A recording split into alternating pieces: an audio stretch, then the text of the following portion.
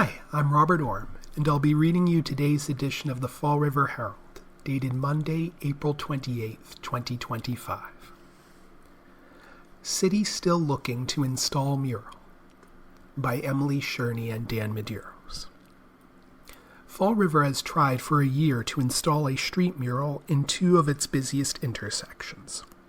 Now it's searching for a third location. In November 2023, the city and the Fall River Arts and Culture Coalition won a grant for $25,000 sponsored by Bloomberg Philanthropies to install a mural in the middle of the busy intersection at Broadway and Bradford Avenue. Then, in July 2024, the initial proposal was modified to move the mural to South Main Street and Bradford Avenue, with the idea of hopefully reducing the notoriously chaotic two-way traffic along Bradford, made worse by a one-way park drive separated by a median strip that lets out traffic into the intersection. Drivers headed south on South Main sometimes form two lanes, with one headed straight and another into the park drive on Kennedy Park's east side. According to the city's survey, the intersection is controlled by one stop sign, but earlier reports indicated that the intersection, at one point, had none. Cars coming from Bradford must turn onto South Main by finding gaps in traffic. Pedestrians have two crosswalks, and the one across Bradford Avenue is about 100 feet long, about 3 times as wide as a typical street. The money remains on the table, though, and no mural was installed last year. Daniel Aguirre, the Director of Engineering and City Planning, said that the city has made proposals to Bloomberg, including recommendations from the Traffic Board and the Fall River Police Department that, ultimately, Bloomberg decided not to move forward with, he said. Bloomberg's reasoning has not yet been disclosed. As recently as this week, we have started looking at some alternative locations for Bloomberg to consider, Aguirre said in his statement on April 2nd. Stephanie MacArthur, the city's director of traffic and parking, did not immediately respond to a request for comment. Slow traffic, but don't distract drivers. At the same time, a mural applied directly onto city streets can beautify a public area while increasing safety for pedestrians and drivers at hard-to-traverse urban infrastructure. In an interview last year, city grant writer Jasmine Pereira said, "The point is to use eye-catching visuals to prompt people to slow down and pay attention."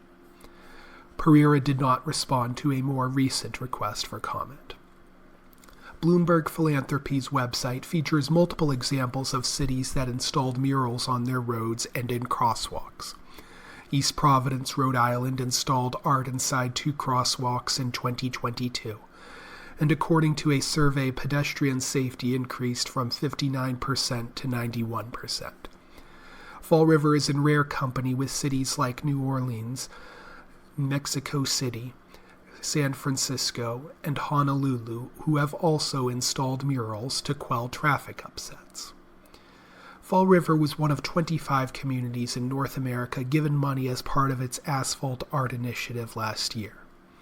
A survey last year solicited feedback from citizens and asked how people use the intersection, what kind of art people would like to see there, and how safe people think that intersection is. The survey's link is still active, though filling it out may be in vain as the city searches for a new, busy location to use the money for mural installation. If a mural is approved and a new location selected, it wouldn't be the first to grace city streets. In August 2024, Corpse Teen Artists transformed crosswalks at Eastern Avenue and Pleasant Street, and again at Quarry and Pleasant Streets.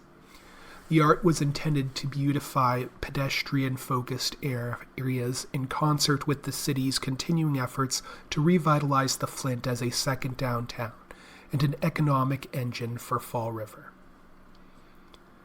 South Coast rail disruptions lead to fines, pressure on Keolis, by Chris Lisinski.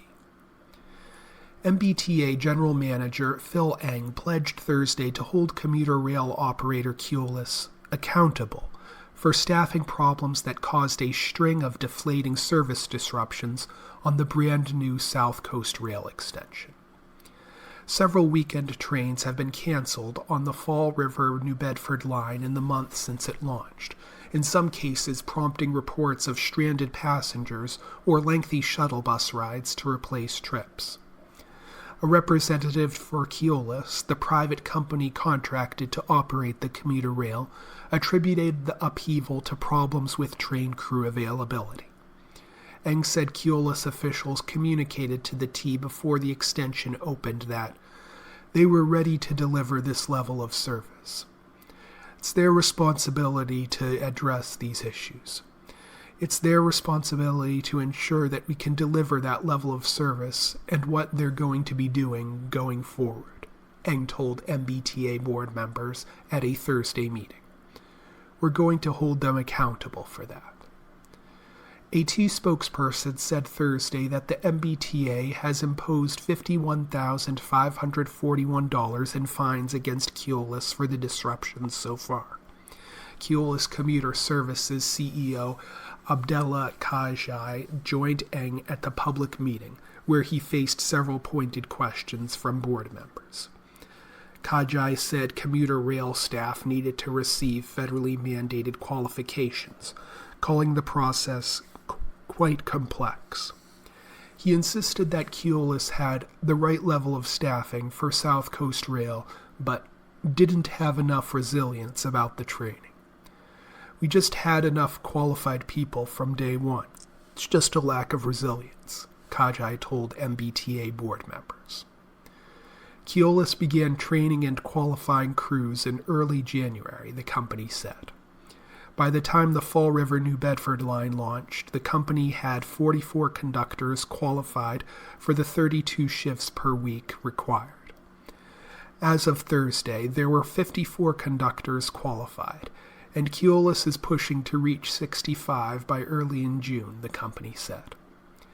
Asked if he was satisfied by Keolis's explanation and response, Eng said his team has made it clear that Keolis's leaders need to address the qualifications of employees, and they need to accelerate the qualification of employees.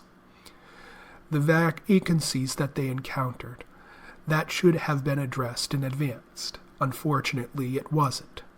But they are working right now to accelerate qualifications of not only conductors and engineers, but also managers, to have the ability to backfill some of those positions.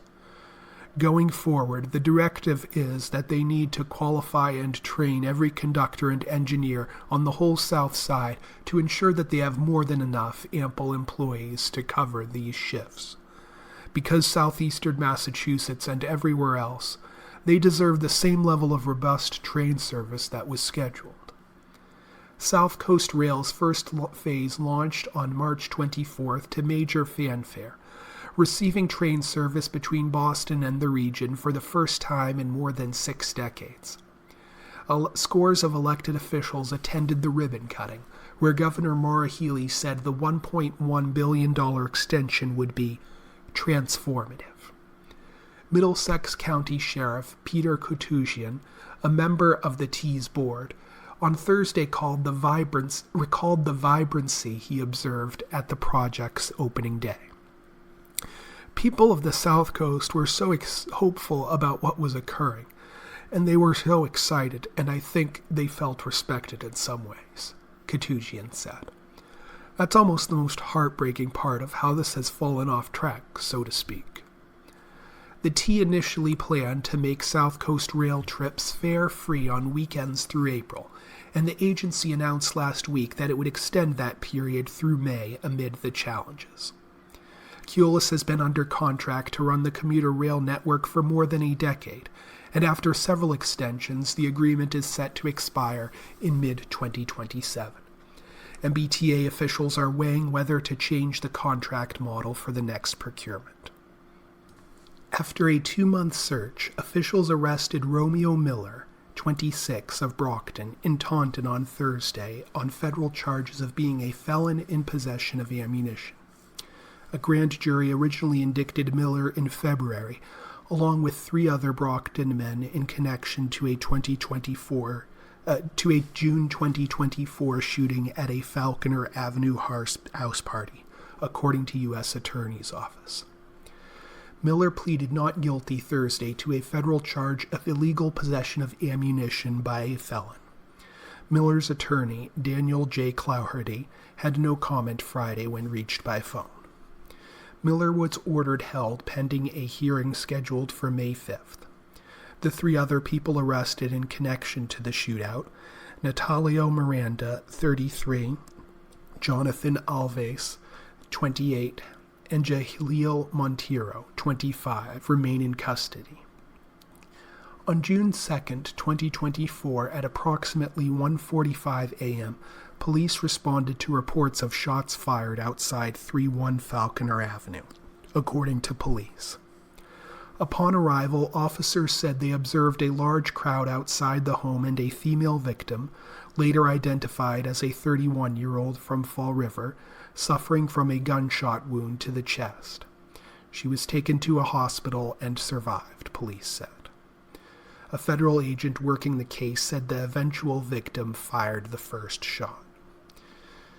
Video footage obtained from the home's surveillance system showed that a house party at the residence led to a physical altercation in the driveway, the U.S. Attorney's Office said.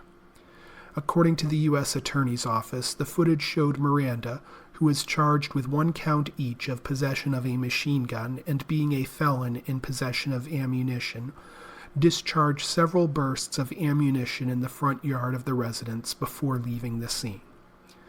Miller and Alves, also charged with 1 count of being a felon in possession of ammunition, can allegedly be seen firing toward the victim, according to the U.S. Attorney's Office.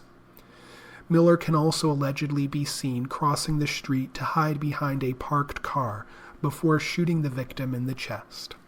He then returned to the driveway where he allegedly passed his firearm off to Monteiro, who is charged with 1 count of being an accessory after the fact, before the 2 drove away in separate cars, the U.S. Attorney's Office said.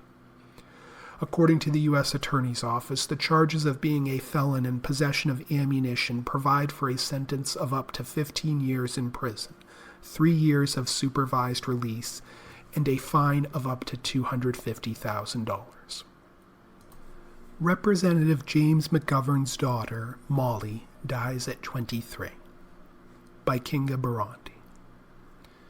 Molly McGovern, the daughter of U.S. Representative James McGovern, is being mourned in Worcester and Washington, with the congressman's family recalling her compassion and kindness. Molly McGovern, 23, had been diagnosed with a rare form of cancer in 2019 and was undergoing treatment for her condition. A student at Northeastern University, she spent a year studying abroad at Bond University in Queensland, Australia. She was on spring break, visiting a friend in Assisi, Italy, when she died unexpectedly late in the evening of April 23rd, according to the family statement, which did not say how she died. Molly radiated pure joy. She lit up every room with her beaming smile, full of laughter, endless warmth, and a sharp wit that could disarm you in an instant, McGovern's family said in a statement. She was unbelievably funny, fiercely loyal, and wise beyond her years. Molly had a rare gift. She made everyone feel special because she genuinely believed everyone was special. She treated people with compassion and kindness, always standing up for the underdog and making fast friends wherever she went. Her love for the Boston Bruins was fierce, but it was no match for the love she gave so freely to her family and friends. If you ever met Molly, you carried a piece of her light with you. She had that kind of effect on people. Even as she faced a rare cancer diagnosis, she did so with relentless courage, optimism, and tenacity, refusing to let her illness slow her down. She had just finished a semester abroad in Australia. She passed away unexpectedly in Italy while visiting a good friend and his family. Her mother, Lisa McGovern, is executive director of the Prevent Cancer Foundation Congressional Families Program, a nonpartisan organization that works with members of Congress and their spouses to promote cancer prevention and early detection. In a May 2024 article with National Public Radio, Lisa McGovern said her daughter's diagnosis changed her life. She also said the support she received from both sides of the aisle lifted up their family. It was not the family's first experience with cancer. Her mother was diagnosed with lung cancer and died 3 weeks after James McGovern was sworn into office in 1997. Another family member was diagnosed with thyroid cancer. In a statement released by the Prevent Cancer Foundation, Jody Hoyos, CEO of the organization, said the entire community mourns the loss of Molly McGovern. The entire foundation community, our staff, board of directors, and members of the Congressional Families Program, grieves with the McGovern family and recommit to our vision of a world where cancer is preventable, detectable, and beatable for all, Hoyos said. No family should have to endure this devastation. In the statement, Hoyos praised Lisa McGovern's transparency about her daughter's diagnosis, sharing her story in her effort to help others who have had to hear the words, "You have cancer."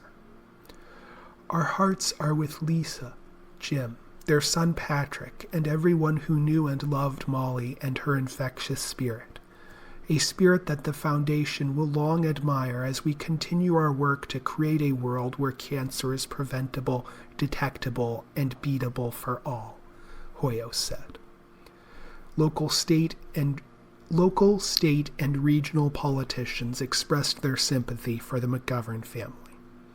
U.S. Representative Catherine Clark, a fellow Massachusetts Democrat, said, "My heart breaks for Jim, Lisa, Patrick, and the entire McGovern family. I can imagine no greater pain as a parent than losing a child. Molly was an incredible source of light and love in their lives and cherished in our congressional family." Governor Maura Healey also expressed her dismay. "I'm heartbroken for the McGovern family over the loss of their beloved Molly," Healey said. "Molly was a light in her family's lives and the lives of so many. She was a kind, smart, and compassionate young woman who touched the lives of many. We are all feeling the sadness of her being taken too soon. Joanna and I are sending all of our love and support to Congressman McGovern, Lisa, Patrick, and all of their loved ones during this difficult time." Worcester Mayor Joe Petty also released his heartfelt condolences to the McGovern family. Molly McGovern volunteered her time in the office of U.S. Representative Jamie Raskin, the representative for Maryland's 8th District, from September through November 2020. The congressman issued a statement calling the world a poor place without the beautiful and irrepressibly spirited daughter of his colleague. Everyone in his family, Raskin said, loved Molly McGovern and was inspired by her love of animals, sports, and ebullient compassion and care for family, friends, and strangers. Molly McGovern cared deeply about the environment and reposted 2 ocean cleanup picture essays originally posted by 4Ocean on her LinkedIn profile just days before her death. 4Ocean is a for-profit company that uses materials recovered in such cleanups to make bracelets. McGovern was scheduled to graduate from Northeastern in May. First 100 Days milestone began during FDR's term, by James Powell.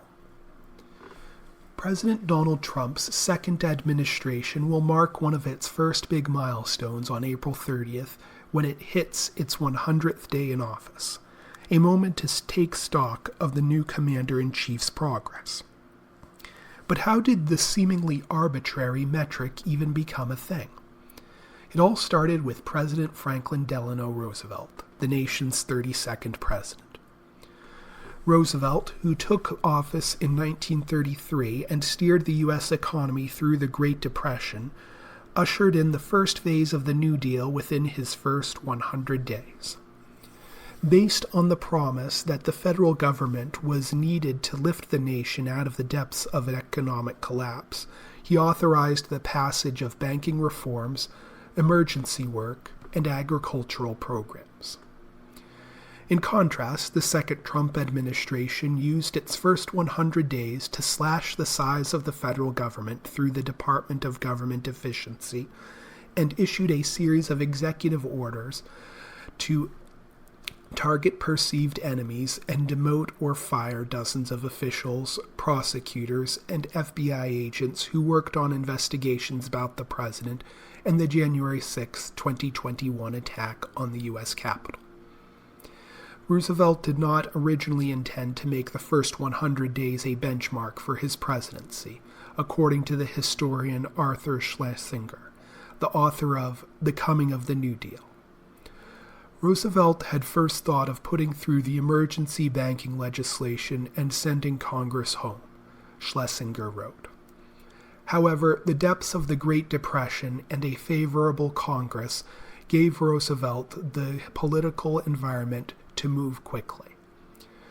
The 73rd Congress passed 15 major pieces of legislation during Roosevelt's first 100 days that established key parts of the New Deal, including the Emergency Banking Relief Act, the Emergency Conservation Work Act, the National Industrial Recovery Act, the Banking Act of 1933, better known as the Glass-Steagall Act, the Federal Emergency Relief Act. In his first 100 days, Roosevelt's achievements created an informal landmark in a new president's term that has become a burden to some administrations and a rallying cry for others, even if they acknowledge the difficulty of meeting Roosevelt's standard. All of this will not be finished in the first 100 days, John F. Kennedy said in his inaugural address. Nor will it be finished in the first 1,000 days, nor in the life of this administration, not even perhaps in our lifetime on this planet. But let us begin. Presidents Dwight D. Eisenhower and Richard Nixon downplayed the 100-day mark, according to History.com. Other presidents have embraced the comparison to Roosevelt.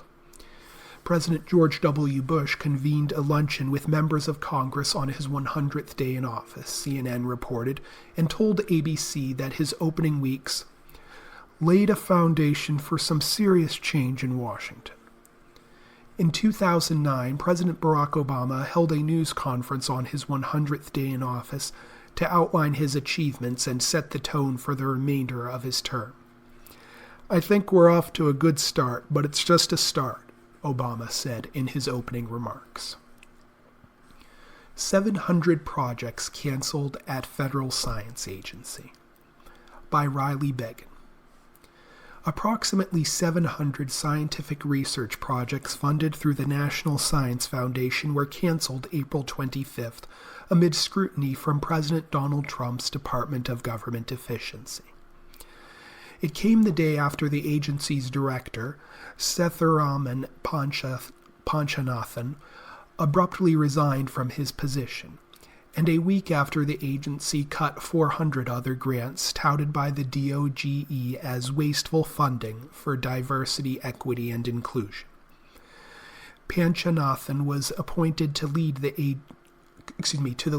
agency that funds non-medical scientific research during Trump's first term.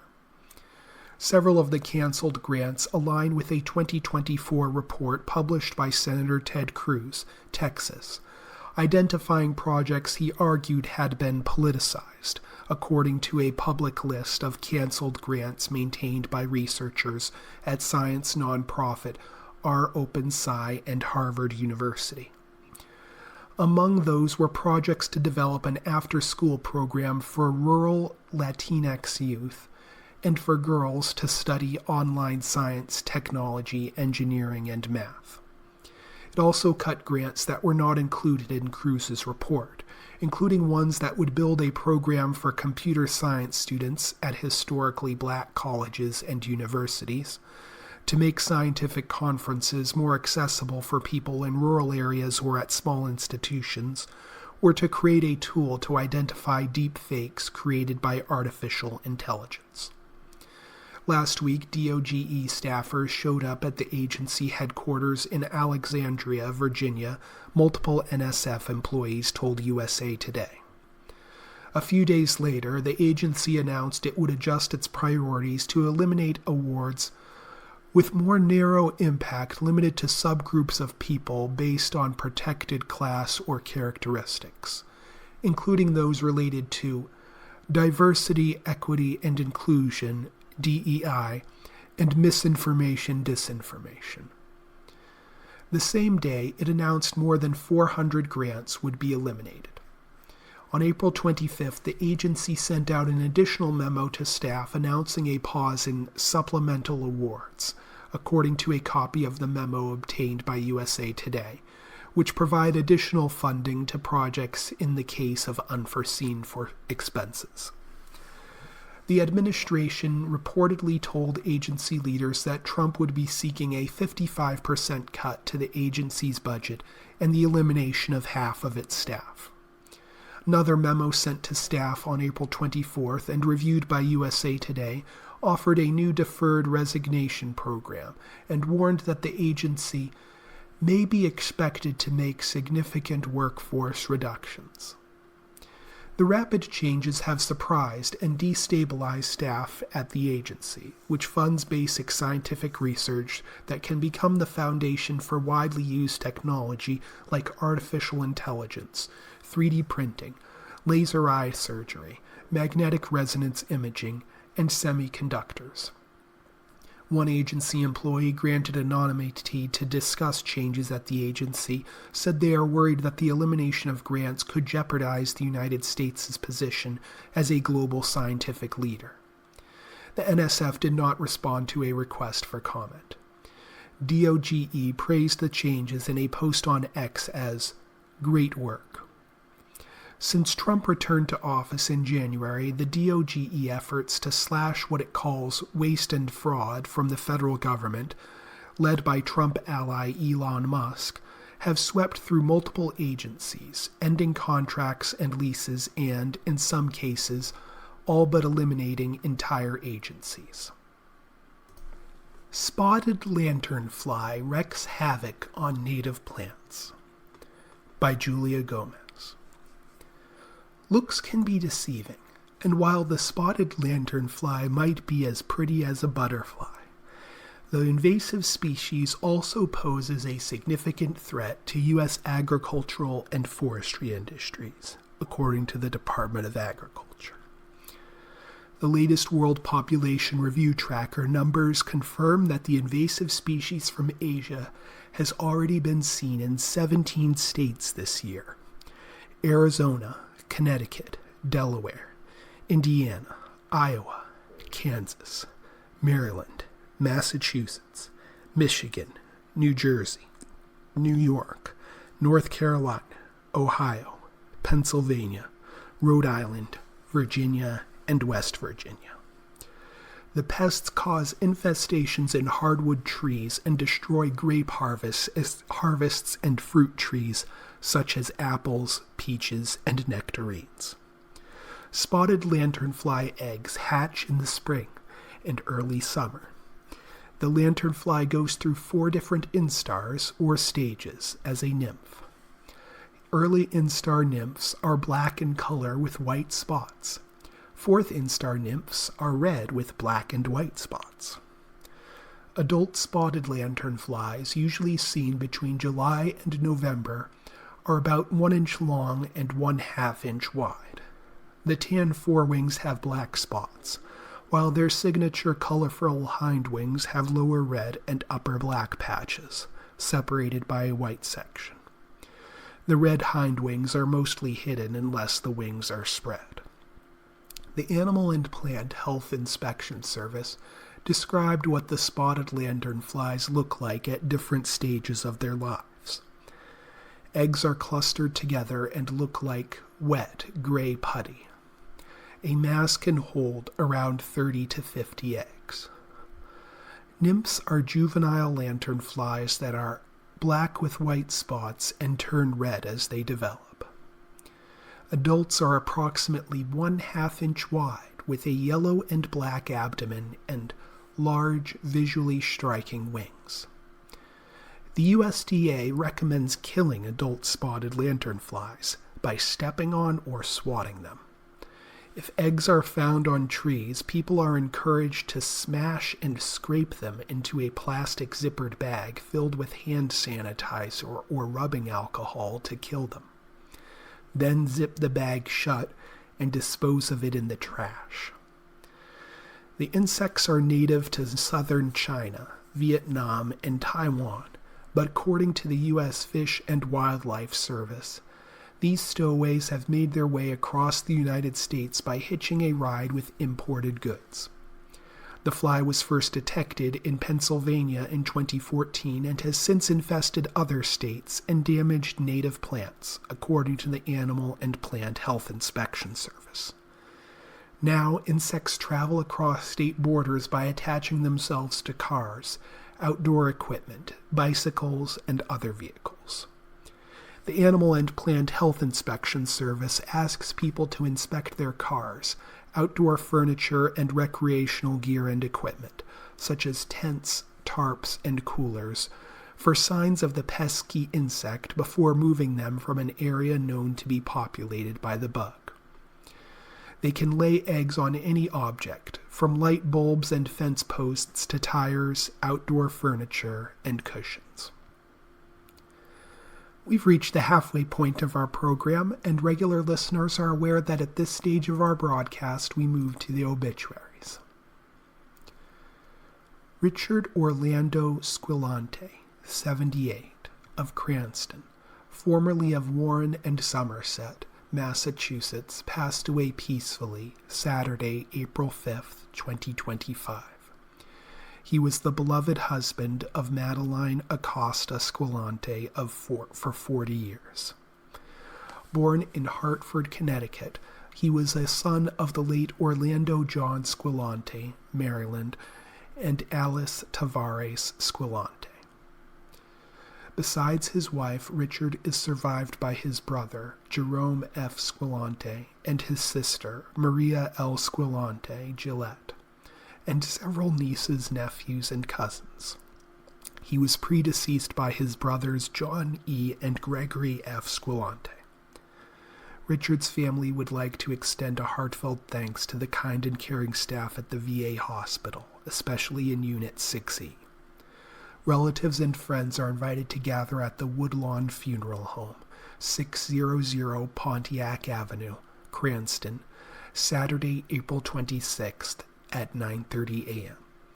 A funeral service is to begin at 11 a.m. in the historic chapel at Swan Point Cemetery, 585 Blackstone Boulevard, Providence. Burial with military honors will follow. Visitation will be Friday, April 25th from 4 until 7 p.m. in the Woodlawn Funeral Home. In lieu of flowers, donations in his memory may be made to www.hopehealthco.org/inmemory or sent to Hope Health Hospice, 1085 North Main Street, Providence, Rhode Island, 02904, or to msfocus.org/donate.aspx, or sent to Multiple Sclerosis Foundation, National Headquarters, 6520 North Andrews Ave, Fort Lauderdale, Florida, 33309-2132. Please share memories and condolences at www.woodlawnri.com. Some White South Africans Look to U.S. by Tim Cox, Nellie Payton, Ted Hessen, and Christina Cook. U.S. officials have interviewed white South Africans seeking refugee status about their troubles with land disputes, crime, and perceived racism, while refugees from other countries are being deported or barred from the United States. Some of the South African applicants have taken part in a first round of interviews in Pretoria, 3 of them told Reuters, describing positive encounters with U.S. officials who seemed well disposed towards them and their accounts of persecution. More than 30 applicants have already been approved, according to a person familiar with the matter.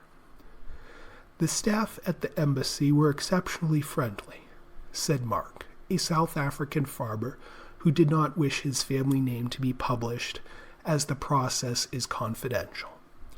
I could feel they had empathy. The U.S. administration and embassy in Pretoria declined to comment or give numbers of interviews and approvals. President Donald Trump issued a February 7th executive order that called for the United States to resettle Afrikaner refugees. It said Afrikaners, who are descendants of mostly Dutch early settlers, were victims of unjust racial discrimination. The order came after Trump had suspended all U.S. refugee admissions, citing security and cost concerns. Thousands of Afghans, Congolese, and others fleeing conflict were blocked after they had been vetted and cleared. The International Organization for Migration, a United Nations agency that helps people displaced by conflict, natural disasters, or other major crises, declined a U.S. administration request to assist in resettling Afrikaners, the person familiar with the matter said. The IOM did not immediately respond to a request for comment. Accounts from applicants who have been interviewed, the number of people approved so far, and the request to the IOM have not previously been reported.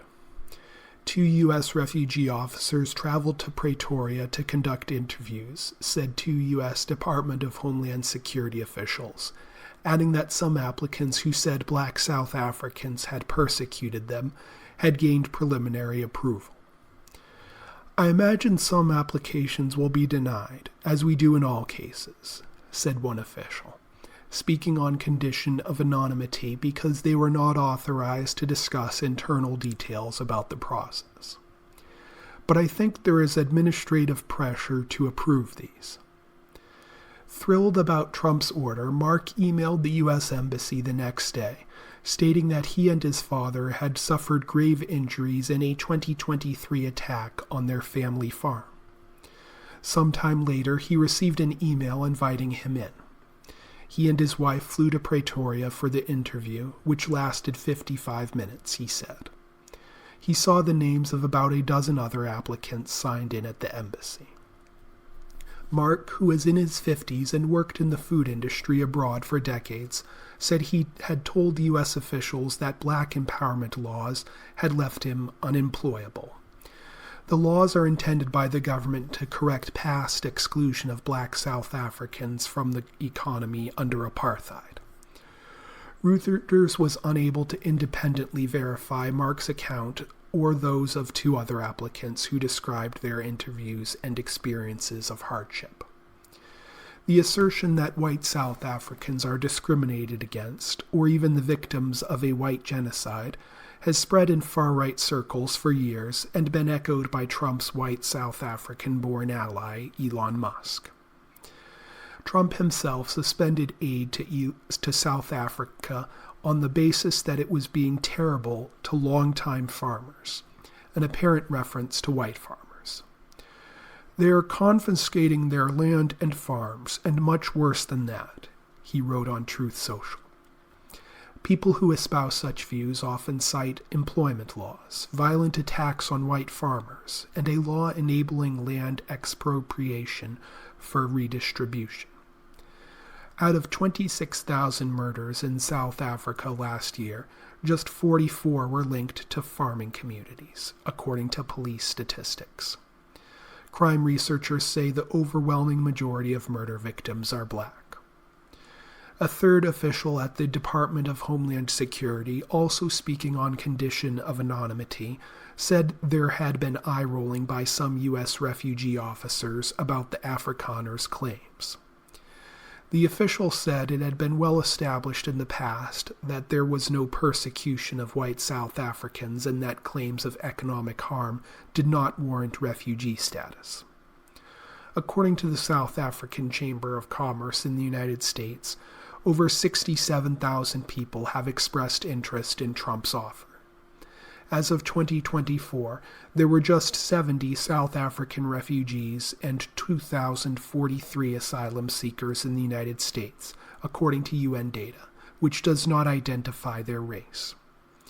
After Trump's order, hundreds of white South Africans joined informal WhatsApp groups where they share information about the process and ideas about life in America.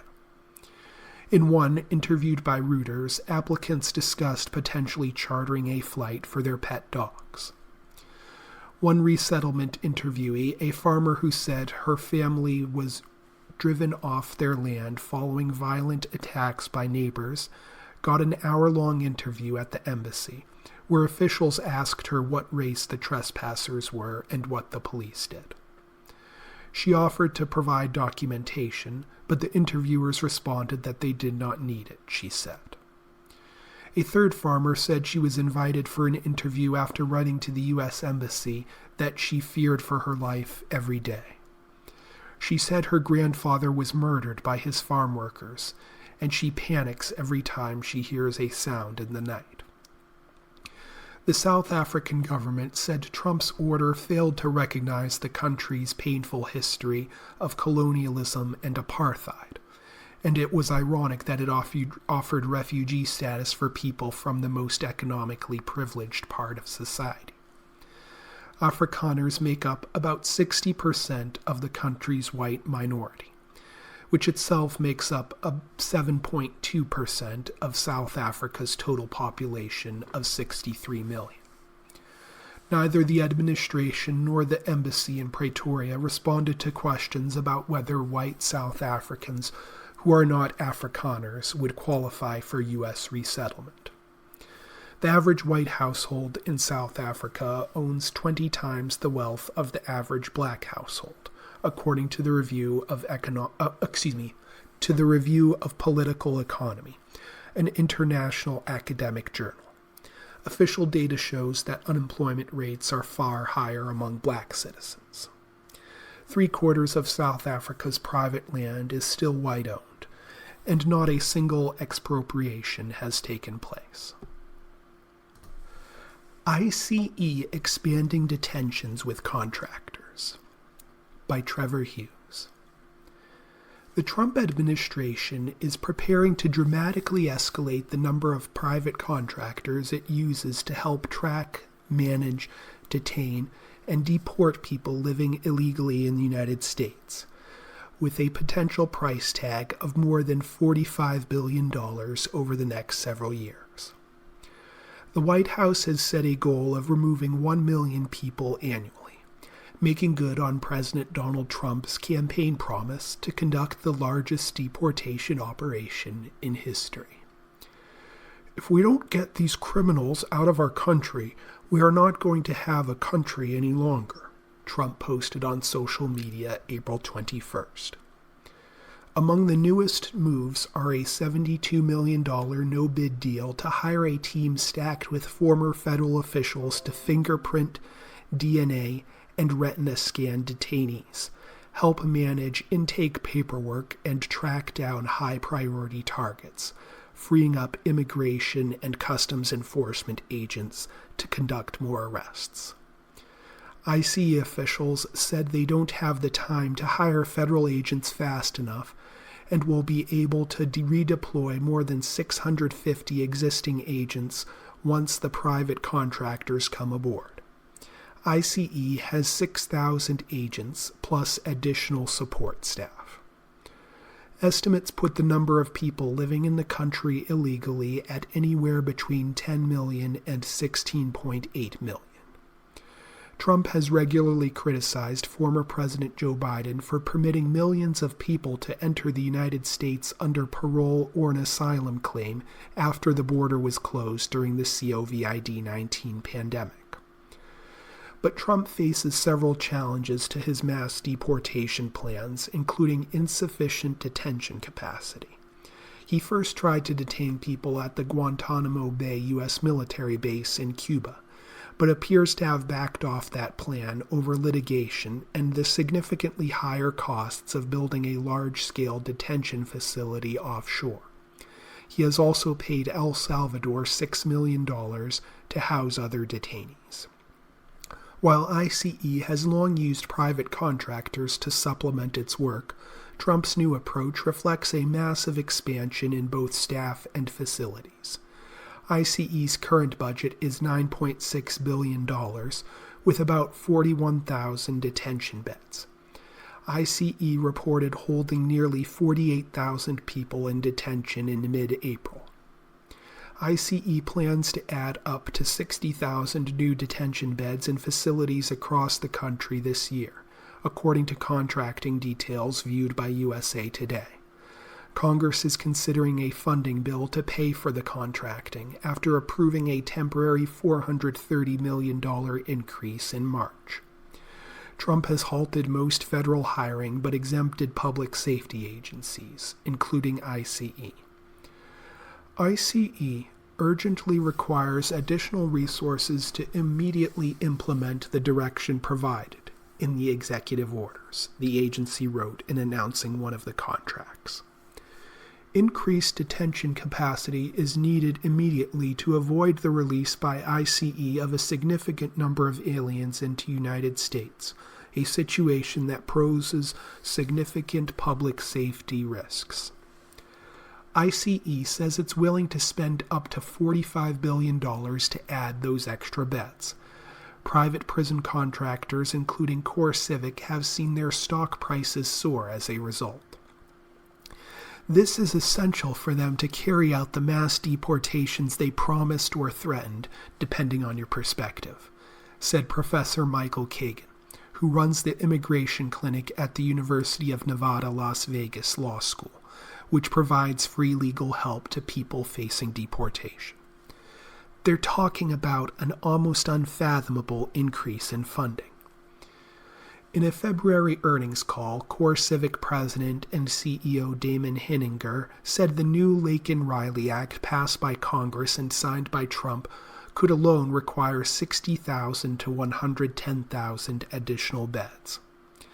The law, named for a University of Georgia nursing student killed by a man living illegally in the United States, requires ICE to detain immigrants who are in the country illegally if they've been accused of or arrested for burglary, theft, larceny, shoplifting, or assaulting a police officer, shifting the responsibility for their custody from local jails to the federal system. Hininger called it truly one of the most exciting periods of his career, and said the company is proposing to provide ICE with 28,000 detention beds. Other beds could come from the GEO Group, which also already contracts with ICE. We're still just a few weeks into the new administration, so stay tuned for more on ICE contracting, Hininger said, according to a transcript of the February 12th call for investors. Critics worry the expanded use of contractors will make it even harder to monitor conditions within the ICE detention system. The Trump administration has ended multiple monitoring systems designed to provide outside oversight of ICE, along with abolishing internal ombudsman programs that helped ensure the detention facilities weren't violating detainees' human rights. Noting the dramatic cutbacks in government services such as Social Security, veterans benefits, and cancer research, Eunice Cho, senior staff attorney at the ACLU's National Prison Project, said of the expansion, "It certainly represents an astronomical amount of money that ICE is preparing to spend." Finances over fans. college football risks losing fan base. They may as well roll out quantum mechanics at this point. The attention span in this legal fight has flatlined for Joe Sixpack, and that's exactly what they want. But before those running college sports, do we really know who they are at this point? Get comfortable with their shrewd shell game in the unfolding House settlement case impacting college football. Understand this. No one in the history of business has survived by ignoring who they serve. And with each passing month over the last 4 torturous years of paradigm change, those running college sports are on the edge of a catastrophic misread. The fans, who fuel their collective sports, can only take so much. So while attorneys for the NCAA and players fight it out in court over billions in lost revenue and billions more in future revenue, the fans, the one constant that has grown college football to unthinkable heights, have had a bellyful. They've tuned out the monetary fight. They don't care about billions made annually by football bowl subdivision programs, some much more than others, and don't give a rip's how it's split. They don't care about rooster size and/or management, or that coaches continue to declare the loss of walk-ons as somehow in some way a death knell to the sport. They just want their ball on fall Saturdays. They want to roll into town Friday night, reconnect, avoid the grind of life, and hope like all hell that this is the season they finally beat state. Simple, easy stuff. But the flood of structural moves over the last 4 years, most made with zero foresight into how it impacts the product being sold, is now bleeding into their beautiful symphony of an escape. Tailgates and touchdowns have been interrupted by lengthy litigation. Before we go further, this must be said, a majority of fans don't care about money. It's a titillating point of argument within the sport of arguing. Our team is better than yours. Our conference is better than yours. Our band is better than yours. And now our quarterback makes less than your quarterback and wins more games. That's it. What does matter is player movement. What could lead to fans backing away from college football and not spending billions on the number 2 sport in the country, behind only the NFL, is free player movement every single season. They'll put up with a lot, these generational fans, an ever-changing postseason that morphed from media choosing a champion to computer dorks and something called the Harris Poll choosing it, to a 4-team playoff and now a 12-team playoff, and what looks like at least a 14 or 16-team playoff beginning in 2026. They put up with Indiana and SMU being selected in the college football playoff for the love of all things pigskin. But players moving freely from team to team at an alarming rate, and the idea of school pride and loyalty dying at a similar rate, is where they may begin to draw the line. The connection with fans, universities, and school pride goes beyond school colors. It's the development of players and coaches, and the investment of a 3 or 4 year journey of growing with your school. It may sound hokey and contrived, but those at the top making decisions in the name of the NCAA better sit up and take notice. Because when you're asking those you serve to spend more money on seat licenses and tickets, on apparel and flights and hotel rooms and rental cars and tailgating and everything else that goes into 7 or 8 home games every year, there will be hesitation. Do you spend and invest time in a product that doesn't align with what's important to you?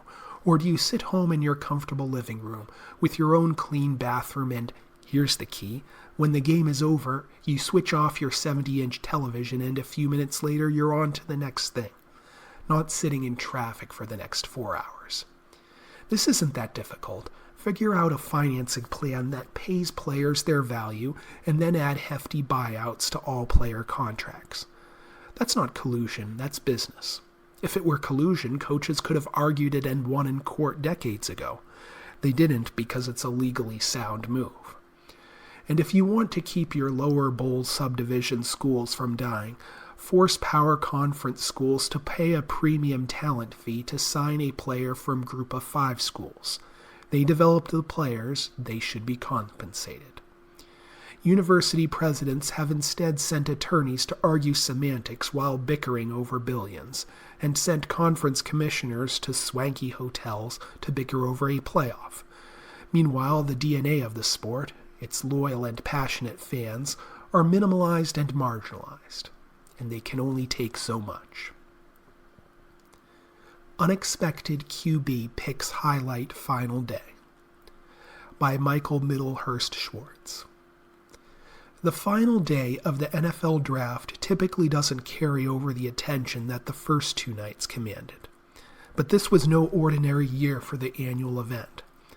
While there were several intriguing subplots throughout the 7 rounds of action in Green Bay, Wisconsin, nothing could measure up to Shedeur Sanders' stunning stumble out of day 1, and then day 2. The star quarterback finally heard his name called Saturday and celebrated by hopping into the pool. But that was far from the only big splash on Saturday. Is it actually possible to consider the Colorado signal caller a winner the day after his precipitous fall finally met its end? In a twisted sort of way, yes. Though this is hardly the outcome Sanders or those around him could have envisioned heading into the draft, landing with the Cleveland Browns in the 5th round doesn't fully extinguish his hopes of seeing the field anytime soon. He now joins a quarterback room that figures to be a free-for-all with Deshaun Watson's status in doubt as he recovers from a second surgery on his torn Achilles. It certainly will be difficult for him to make his way to the top of the depth chart, but there's no figure here who looks like a sure thing to outrace him on the climb. No matter how narrow it is, there's at least a path for him to get a shot next season, during which the Browns likely will explore several options as they look ahead to a true turning of the page in 2026. Cam Skatenbow. Though his distinct running style proved immensely difficult to stop last season at Arizona State, some wondered whether Skatenbow would turn teams off with a bowling ball approach. Any notion of a steep slide was quickly put to bed, however, as the New York Giants picked the 5'10", 219-pound back with the 3rd selection of the 4th round. Big Blue seems to have brought into his hard-charging mentality, which should make him a fitting complement to promising second-year option Tyrone Tracy Jr. Behashal Tudun. What running back wouldn't want to operate under Liam Cohen after the Jacksonville Jaguars' new head coach revived the Tampa Bay Buccaneers' rushing attack in his single season as offensive coordinator? The Jaguars already have Travis Etienne Jr. and Tank Bigsby in the backfield, but the 4th round price tag could reflect how highly general manager James Gladstone prioritizes explosiveness in his new attack. The 5'9", 206-pound Teuton can break away from an entire defense with the 4.32-second speed that was the best of any back at the NFL Scouting Combine, so he should be afforded plenty of opportunities under Cohen, who made impressive use of his last 4th-round back in Bucky Irving. Javonte Williams.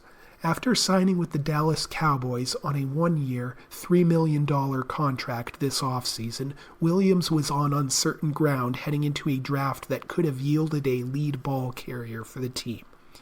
But Jerry Jones didn't take action at the position until the 5th round, where he went with Jaden Blue.